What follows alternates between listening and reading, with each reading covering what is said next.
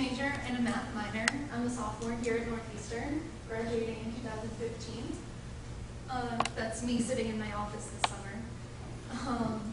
And here is where I was. I was at the University of Alaska Fairbanks working at the Geophysical Institute for 3 months. This is actually a picture of right outside my office looking into downtown Fairbanks. And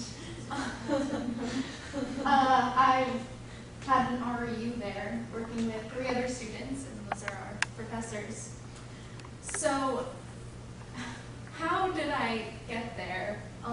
If I had to say my first step towards research, it would be through PRISM.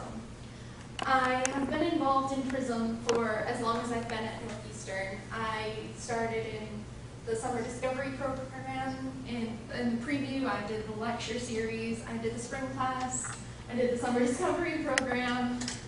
And in the spring class and the summer discovery program, that's where I first learned MATLAB, which was incredibly important for my REU. And this is also when I started working on my own research projects. And these included things like looking into the greedy algorithm or using the equipment in Professor Sternad's lab to design our own experiment. What we did was we looked at handwriting and how different groups affected it.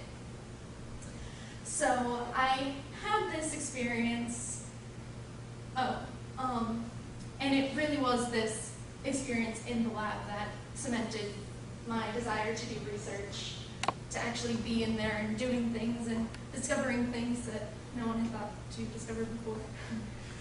So where do I go from there? I didn't really have any idea until I heard Emily speak last year talking about her own experience with REUs. So I decided to apply. I applied to 6 all around the country, and I was accepted into the one in Fairbanks.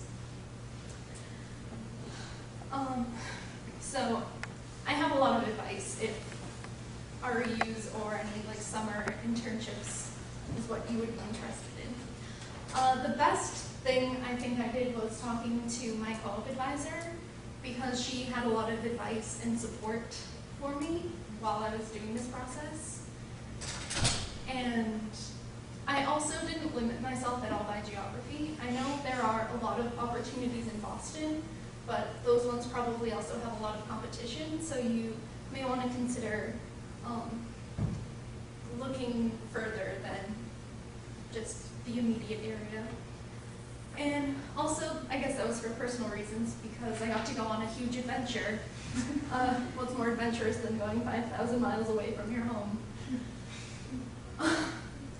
If I had to do this process again, I would start a lot earlier than I did. Although the National Science Foundation funds these programs, they don't have like one universal application. So it took me a lot longer than I would have expected.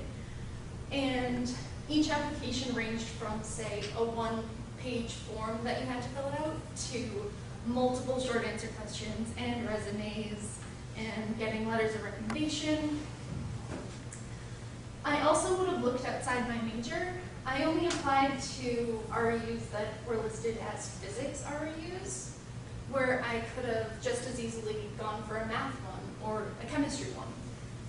They're designed to be interdisciplinary. I was working with another physics major, but also a chemistry major, and a girl who was so undecided she didn't even know if she wanted to go into science. So you should definitely explore all your options. I wish I didn't limit myself that way. In terms of classroom work,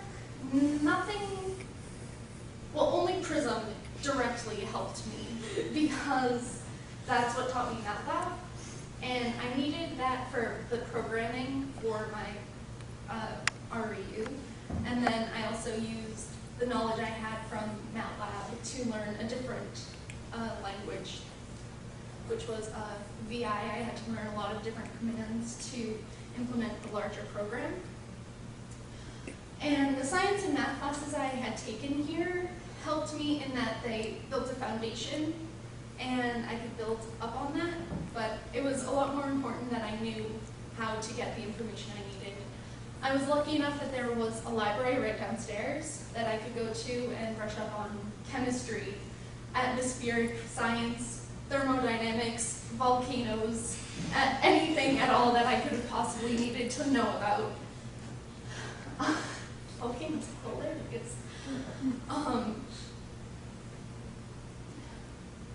And so here are my main suggestions. Apply even if you don't think you will get anything. I thought there was no way I would be accepted into any of them since I applied to so few, but luckily I got into the Alaska one, and that was the last one I applied for too. So always apply to one more than you think you should.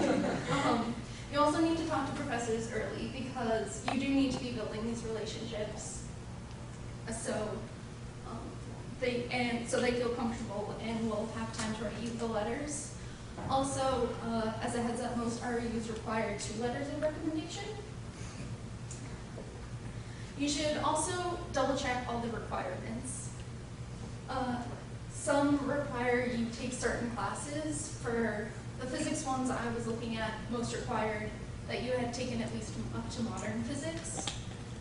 Some only accept juniors, so it's really tricky to find some if you want to get in right after your freshman year, but they're there, so you just have to keep looking. And each application is different, so they can make any sort of requirements they want, which is unfortunate, but and you need to always have a backup plan. I thought that if I hadn't gotten into any of the RUs that I would try to get into research on campus, and maybe if that didn't work, I would try an internship at the Museum of Science. Basically, I wanted to do anything but work at Dunkin' Donuts again that summer. Okay, so here is what I actually did. There has been notable increase in sulfate aerosol concentrations in the Aleutian Islands for the past 10 years. And there are different sources. We're not exactly sure what could be causing this increase. It could be things like just people living there, or there's a type of algae that produces this aerosol. It could be passing ships, or it could be volcanoes. But first, there's a problem in that the computer model we're using, MAID-SORGAM, which is Modal Aerosol Dynamic for Europe / Secondary Organic Aerosol Model. It was designed for Europe, and it works fine there and in the lower 48. But in those places, it never gets very cold. Whereas in Alaska, it regularly gets to -50°C in the wintertime. And the model doesn't completely account for temperature variation. There are many parameters in it that are truly based on temperature, but weren't designed that way in the model. So I did literature research to fix that. And this graph on the left was from the original model, and this is from the modified, with the variations that I put in place. And as you can see, for like the right half of each graph, they're identical, which is good because it was in this range where the model was accurate. But as you get to like -50-ish, like -35, there is a lot of variation.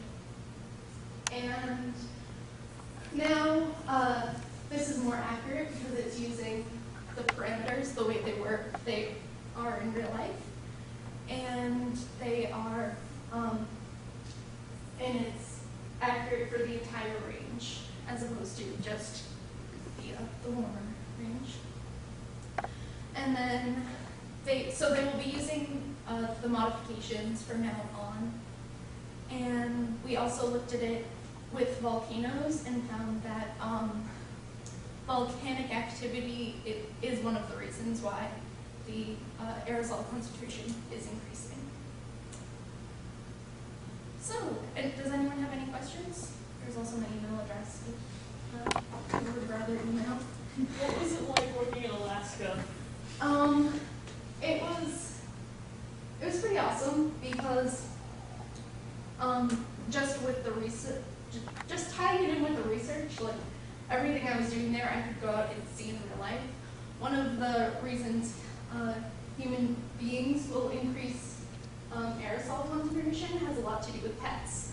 And in most places, they don't really need to put that into consideration in the model, but in Alaska they do, because I personally met someone with a sled dog team. There are people who have like 80 dogs in their backyard, and that is really, it affects the aerosol, and that's not something you would find around here. So you can go out and see why things need to be so modified for Alaska, even though it's part of the United States. It was also really, really pretty there. You should go if you ever get the chance.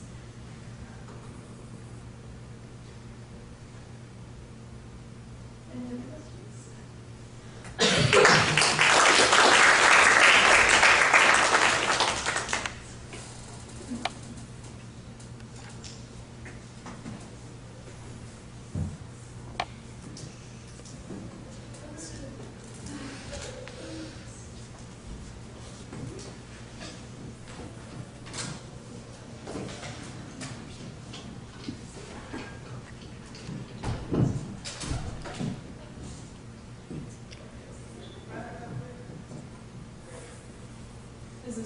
Can you hear me through this? Yeah.